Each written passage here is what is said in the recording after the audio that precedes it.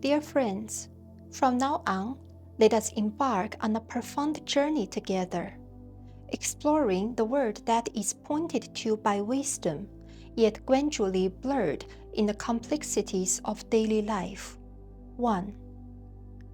We will take the principle of relational non-duality as our guidepost, traversing through the mists of conflict and division, back to the primal tremor.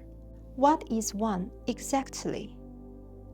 For the unfolding of this journey, I have decided to enter through two gateways, one being the door of science and reason, widely revered in our era, the other being the gateway of spirituality and theology that human souls have looked up to for centuries. However, please allow me to be frank. This is not a choice based on personal preferences.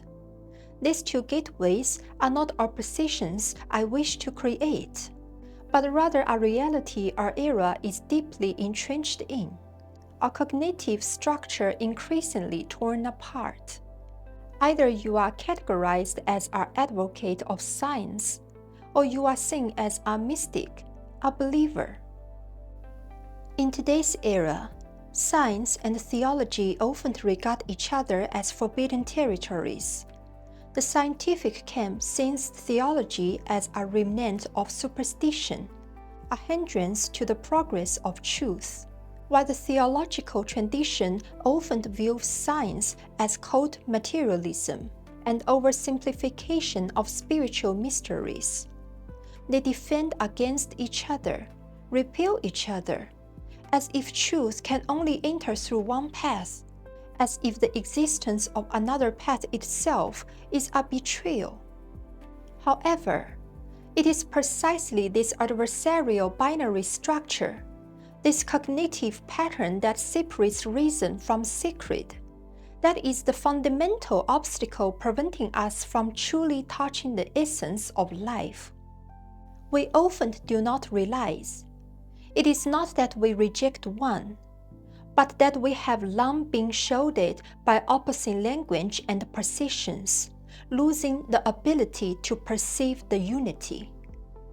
The truth we seek to explore does not belong to any one camp, nor it is the victor of either.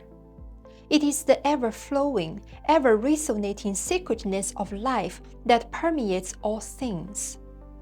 But it must be clear, this sacredness is not on the other side.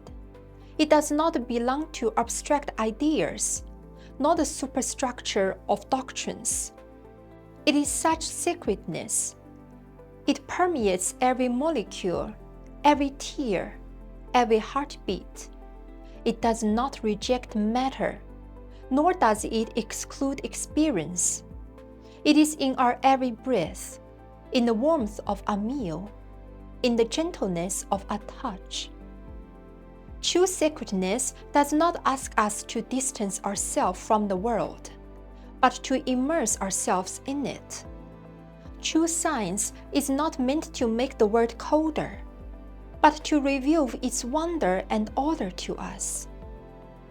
When we insist on taking sides, on choosing between believing in reason or believing in divinity, we are no longer seeking truth, but rather upholding identity, clinging to linguistic camps, ultimately losing what we originally possessed, a sense of resonance and wholeness. Therefore, the principle of non-duality presents a third way here, not a compromise between science and theology, not the creation of a new creed, but a revelation. Science and divinity were never separate to begin with. They are simply two banks of the same river. What needs to be crossed is not a border, but the fear we have been taught. Only when we are willing to let go of dualistic defenses, of identity clingings, can we truly understand this. Our lives are sacred, yet this sacredness is not a lofty miracle, but a transparent echo flowing through all existence. We must remember, All rivers eventually flow into the ocean.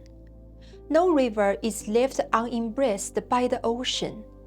No path, whether of reason, emotion, science, or divinity, is left uncomprehended, unresponded to, unresonated with in the vastness of the One.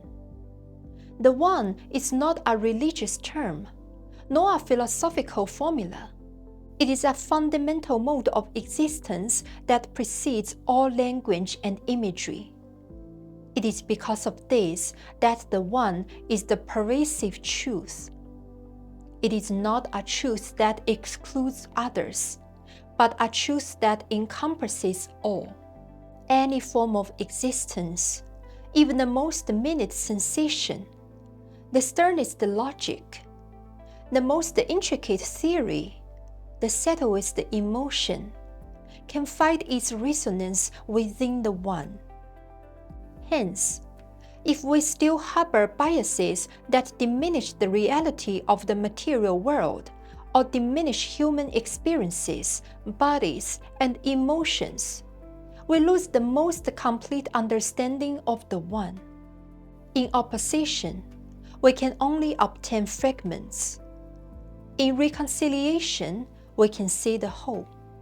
Because the One is not an abstract merger, not a flattening of all differences into sameness.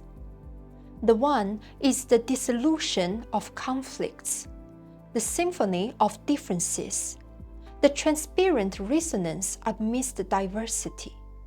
To truly understand this One, we must have the courage to step out of the dualistic modes of thinking deeply ingrained in us by education, institutions, and culture. This is not a simple cognitive shift, but a profound awakening of structure. But I also understand that such a leap is not easy. Thus, at this moment, I choose to go with the flow. Since we find ourselves amidst the opposition of science and theology, let us gently guide from these two gateways, moving from opposition towards non-duality. I hope that we can meet in a deeper way, not bound by positions, not defined by labels, but through a more transparent, more authentic listening of our souls. Please refrain from rushing to conclusions, because One is not a logical outcome, but a resonance of existence. Please do not rush to take sides, because what truly matters is not where you stand, but whether you are still willing to listen to the voices from the other side. We have been trapped in opposition for too long, time and time again trying to approach truth through arguments, yet drifting further away from the simple sense of unity. It is time to move towards freedom, not the kind of freedom that conquers the other, but the freedom to hear echoes in everything, to find love amidst the differences. Let us set aside our weapon-like viewpoints, drop the heavy shield of I am right, and with a soft, open, unclassified heart, let us listen together, breathe together, and embark on this journey of resonance towards the One. In this ocean of oneness, you are not someone compelled to believe. You are a note invited to resonate in the melody. Also, from this episode onwards, each program will incorporate some small practice, not to think harder, but to truly experience the resonance of oneness within you. In this episode, I invite you to try the following 3 exercises, allowing understanding to not just stay in the mind, but to seep into language, perception, and action. The first practice is breaking inertia of opposition, a 3-minute precision reversal meditation. The purpose of this practice is to step out of the identification structure of I am right, expanding the ability to resonate with others' perspectives. Choose a position you usually do not agree with. For example, over-reliance on technology, staunch believers or non-believers, extreme environmentalists, etc. Not to accept it, but to imagine why someone would sincerely believe in that position. Take 3 minutes. Close your eyes. Imagine yourself as such a person. In what circumstances did you grow up? What have you experienced in life? Why do you believe in this viewpoint? Then, return to yourself and ask, have I, at some point, had similar needs or fears? Have I encountered the same tendencies in life? This is not agreement, but an exercise in resonance. True oneness never requires you to betray yourself, but invites you to become a larger vessel. Always remember, oneness is an ocean that encompasses every river. The next exercise is language reconstruction. Expressing a controversial topic in non-dual language. The purpose of this exercise is to train yourself to avoid falling into binary labeling when expressing. Try to describe complex issues using connected language. Choose a daily topic that easily sparks opposition. For example, religion versus science, nature versus artificial intelligence, tradition versus innovation. Try to express your understanding in a sentence, avoiding terms like right and wrong, should and shouldn't, truth and false, and instead use phrases like, this is a response, this is a manifestation under a specific structure, this is an expression of a certain relational state. This is not just a language exercise, but the beginning of structural transformation. How we speak also determines how we think and coexist.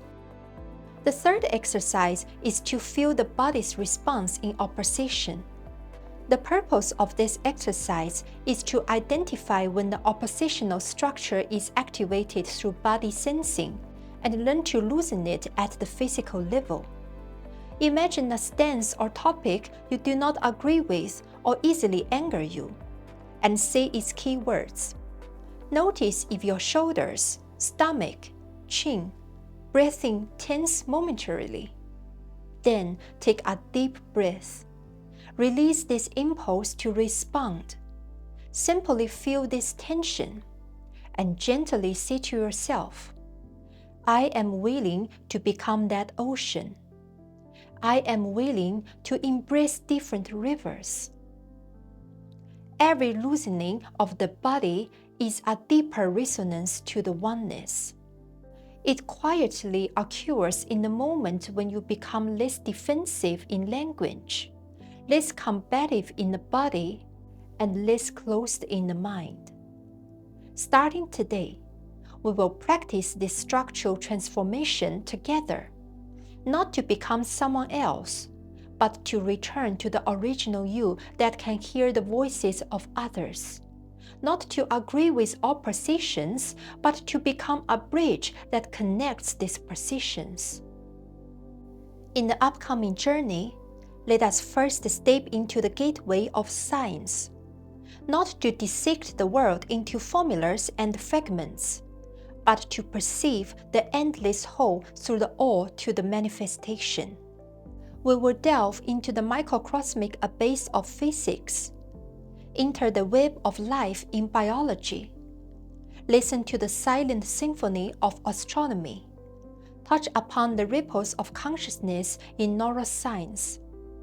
From the conservation of energy in the cosmos, the self-organizing structures in ecology, the marvels of quantum entanglement, let us feel that which is ever present within us, the One. We will no longer segment these fields, nor confine knowledge within the walls of categories. What we seek is an integrated perspective, a possibility for knowledge to once again become a bridge to perception, an attempt to let science return to its original intent, not as cold experiments and theories, but as a heartfelt response and reverence to existence itself. This exploration of science is not for greater control, but for deeper understanding, not to tame the world, but to resonate with it once more. In this journey, we will emphasize the roles of three fundamental principles. The principle of demystification, reminding us truth does not require deification. It is present in every breath, in every seen connection. The principle of holism, calling us no longer to fracture the fabric of the world, but to say that each structure, each phenomenon, each flow is the manifestation of the One. The principle of grounded goodness, guiding us. The purpose of knowledge is not power, but care.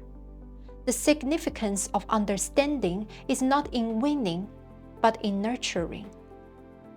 When we approach with this spirit, aboard the vessel of science, navigating the vast dreamlike seas of the universe, we will discover that, behind all that we call facts, there lies a sense of awe. We will eventually understand, no matter how far we go, how much we calculate, how deep we deduce, we never apart from the One, because we are, in essence, the resonance of the One.